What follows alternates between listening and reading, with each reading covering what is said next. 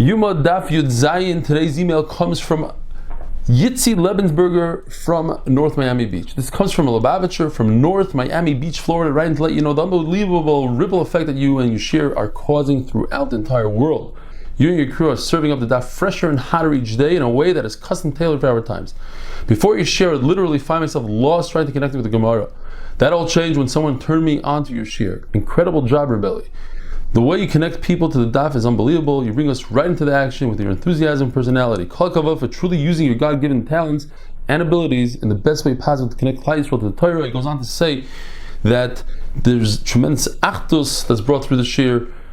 There's a Chabad house based in Menachem, North Miami Beach, that they have a 5:30 Magadaf Yomi shir, the Warriors. It's going strong, and many of the guys were turned on through the daf. Just want to let you know how much of a rock star you are here, and please don't leave us off Miami from your next U.S. Daf Yomi tour. Bring the daf on tour to North Miami Beach, and in addition to packed houses for the shir, will prove that Miami sushi, also available at all hours of the night, is in a whole different league than the stuff you got in New York. That's not even mentioning the mojitos and the Cuban cigars and fried plantations, whatever that is.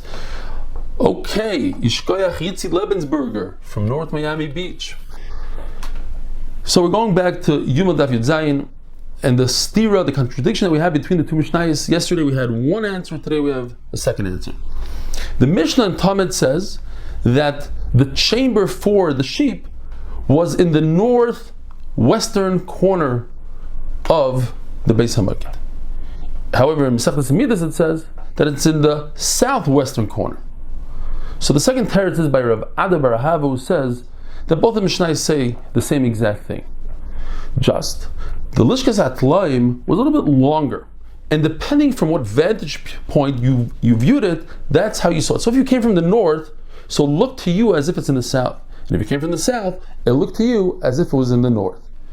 So that's his way of solving this stira. Now it makes sense, the Gemara says, that it was elongated, but a little bit more to the south. Why? Because we had a kasha also on the Lechem Apanim, the chamber of Lechem Apanim. From the Mishnah in Talmud, it seems like it was in the northeastern corner, because it says over there that the sheep were in the northwestern corner, and then it gives us three different chambers, but it doesn't say where they are, and the third one is Lechem Apanim.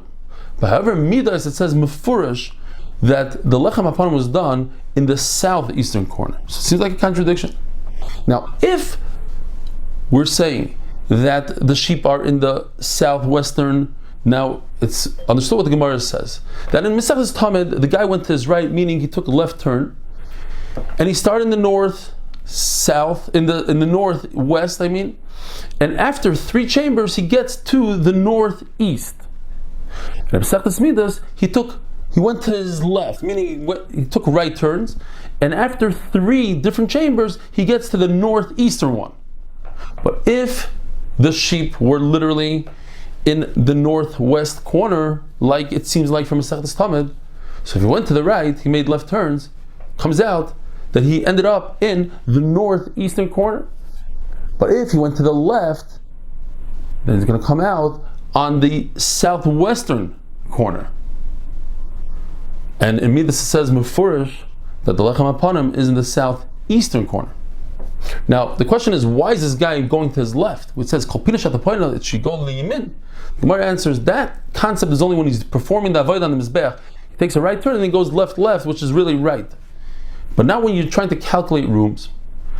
A Kohen Gadol can be makriv any carbon he wants to, and he takes any meat he wants to.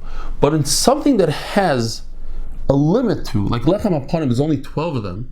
So according to Rebbe, he takes 50% of whatever there is, whatever's left, and according to Chachamim, he takes a little bit less than 50%. So Lechem Apanim, let's talk about Lechem Apanim. This is a shita that says that those Kohanim that close the gates, they're entitled to 2 breads. So what are we dealing with? We're left with 10. So the Kohen Gadol gets only 4 because he gets a little bit less than 50% of 10. According to the shita that says that those who close the gates don't get anything, so now we have 10 breads. So the Kohen Gadol, 12 breads, the Kohen Gadol gets a little bit less than 50%, which is 5. Rebbe says, I go like Rabbi Yehuda, that those who close the gates get 2, and therefore the Kohen Gadol gets 5, because Rebbe holds you get 50% exactly. The Gemara says, typically on Yantav, all the mishmaros who are there, they split up all the breads equally. What if one of the mishmaros stays on, let's say in this year, he stays on for Shavuos is on a Monday, he goes from Shabbos to Monday. Do I have to give him bread because he stayed longer? So they divide 2 breads. So if that's the case, 2 breads go to the doors, 2 breads go to these mishmaros, we're left with 8. So the Kohen Gadol, according to Rebbe, only gets 4. Half of 8 is 4, he gets exactly. But when the 2 breads of Shavuos, according to Abaya, even Chachamim admit that you get 1 whole bread. You don't give a Kohen Gadol a broken bread. But according to Rava, they don't admit to that. It's a machlokes. So on the Shtei Alechem, you get a little less than 1. Have a wonderful day.